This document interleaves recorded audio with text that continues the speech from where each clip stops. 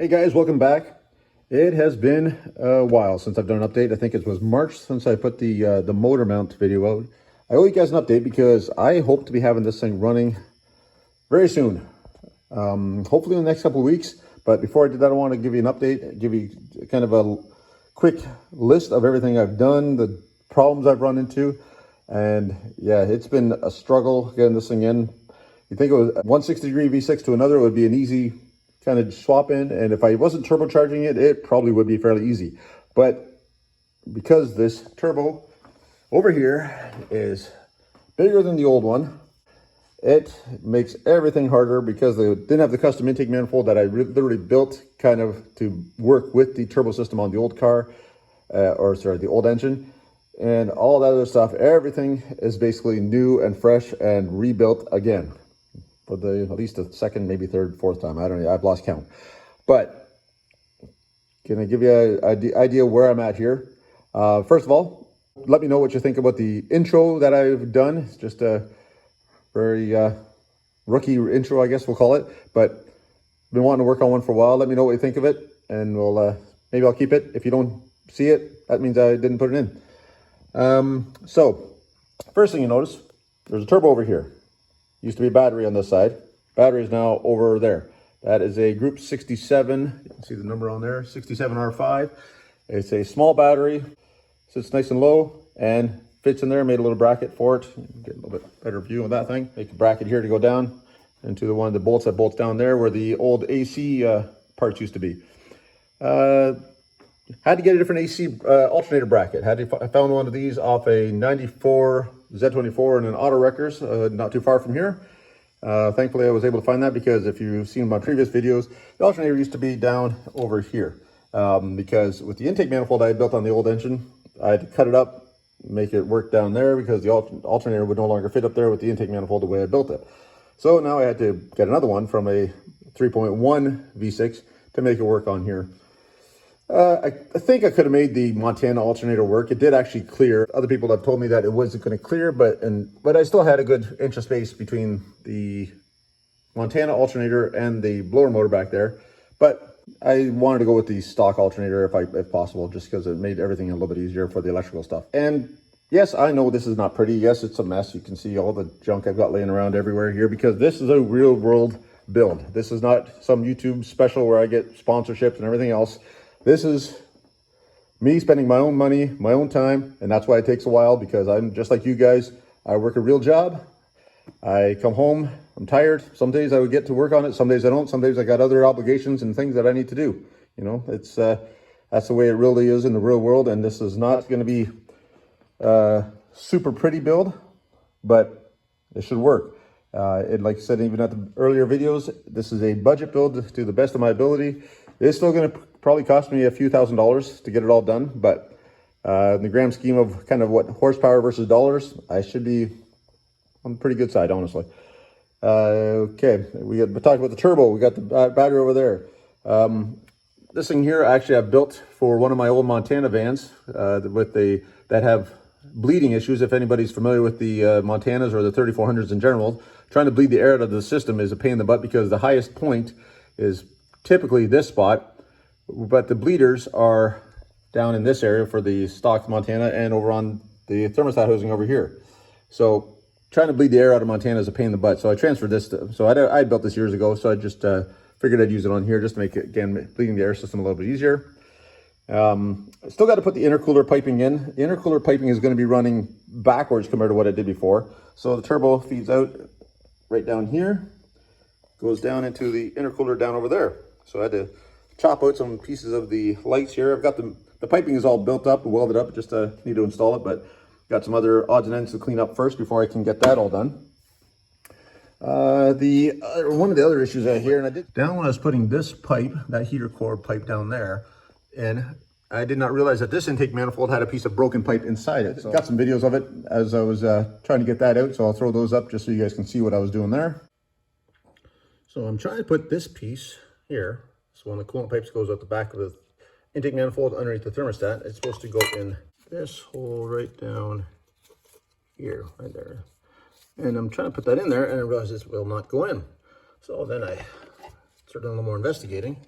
And as I'm looking at that, I don't know if you can see that right there. There's a piece of the old one broken off inside this manifold, which I didn't see before. Now it does not want to come out, and that is not a good thing, because that means I got to take this whole upper and lower intake manifold off to get that out of there, or use a different intake manifold, which I really don't want to do. So hopefully this works. So basically I took a 8mm bolt, I ground it down so it fits just inside that piece of pipe that's stuck in there. Put some washers, and we got a nut in there started, and we're going to turn this a little bit at a time, because I don't have much room to work in there, and until we can get, hopefully it'll pull it out. So I'll get back to you in a minute. Hopefully this works. It's coming out, but she's not coming out willingly. And this little metal piece is what was stuck in there. She came out. I can't believe that. Basically, that end there, she snapped off on whatever, the old one. Obviously, this came off one of my old engines that I had previously, and I never realized that piece snapped off. So I'm glad I was able to take that out without taking the whole intake manifold off. That's awesome. I've got, I think I mentioned before, but I've got this ignition module flipped around backwards so I could use my MagnaCore wires from the old 3.1, because they're kind of short on the one side versus the other. So I had lots of length to go to this side, but on that side, not so much. It was a little bit short. So by turning it around, I was still able to use my MagnaCore wires and transfer over as many parts as I could. I've also moved my electronic boost control over here. I did have it over there before, because again, the turbo's over here now, just to shorten up the hoses a little bit instead of having running longer hoses. I had lots of wire to move it over, so I just transferred that over. I still need to move the oil catch can, because the oil catch can used to be on that side where the battery is now. I'm going to put that over in this space here somewhere. Still got to figure that part out. Might even attach it to the strut bar when I get that put across. And what else can I tell you? I still got to install the oil cooler lines. Right now I've got the oil cooler attachment that goes down there by the oil filter. I've got that removed. You can see these are the lines going to the oil cooler down in here, and still got to hook up that. Cooling system is all done. Electrical is all done. I got the donut, the battery just connected right now, but there's the positive cable going down to the starter. And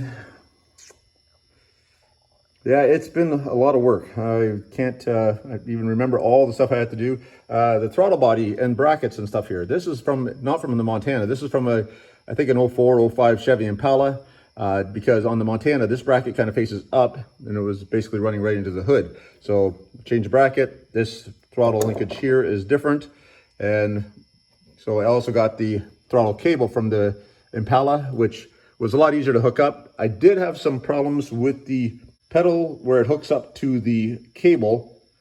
Doesn't have as much movement. So between here and here, there's not as much movement. So when I hooked it up to the Cavalier throttle pedal, it was actually already pulling it open this way about that much. So I had to bend the throttle pedal bracket back a little bit until I got it back far enough that it would actually hook up again. So that was a little bit of a pain. It took some work, and pretending I was a contortionist underneath the dashboard there.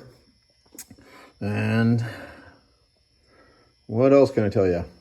The 3400 does not have a spot for the temperature sensor that goes to the dash on these old Cavaliers. So I built the brass fitting there where I could put the sensor into. Not pretty, but should be functional.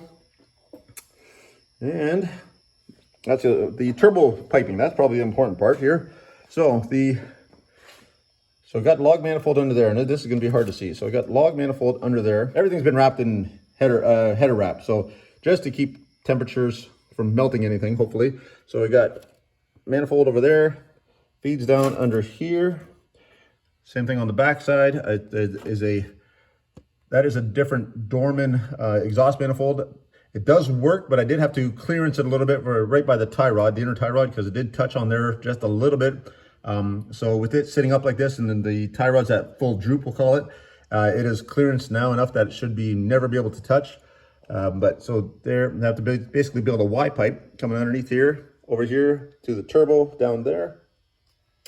And this lovely tight bend here coming off the turbo with this is all 3-inch mandrel bent all the way down, back down beside the transmission, and wideband oxygen sensor in here, and then feeding out to the original exhaust that I had built a year before. I had notched out a piece here just so I could get to the one bolt that's on the back side here, because it is tight. And you can see why I've header wrapped everything, because everything is tight on this car. This was not intended to have this kind of setup in it by any means, and I'm trying to fit it all under the hood. Fuel lines are hooked up. Use some nylon to steel adapters there. And you're still using the stock nylon fuel lines going into the fuel rails with those 42-pound injectors that I've shown before on the channel. And yeah, like I said, just a lot of loose ends to tie up, but she's getting closer all the time. I'm really happy with how it's turning out. So intercooler piping, that's the other thing I was going to talk about. Intercooler piping. So it's going to basically come around here, down this way, and down through here to the blow-off valve is going to be down in this area, just kind of underneath here. And yeah, should work well. And this thing's also going to have a screamer pipe. So the wastegate is going to be down through here. I cut a hole down in that part there, down just basically so it feeds off the Y pipe under here and goes straight down. I don't have it hooked up down there yet, otherwise I'll show it to you.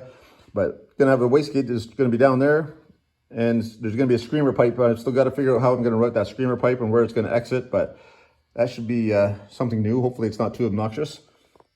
So that is the majority of the update. Hopefully you guys are still interested in this thing. It should be out on the road soon. Hopefully the next video you see from this thing will be first startup. And I promise I will do my best to make sure that you guys actually see the real first startup. I'm not going to fake it or say, oh, you know, it's and whatever. It is going to be the first startup. And if it doesn't start, you'll see me fail. So hopefully it works well. But I have nothing to hide. You guys have seen everything I've done to this thing. Like I said, she's a budget build and expecting around 350 horse when I get this thing up and running. I've already got the Mega Squirt all programmed for the new injectors and new engine specs.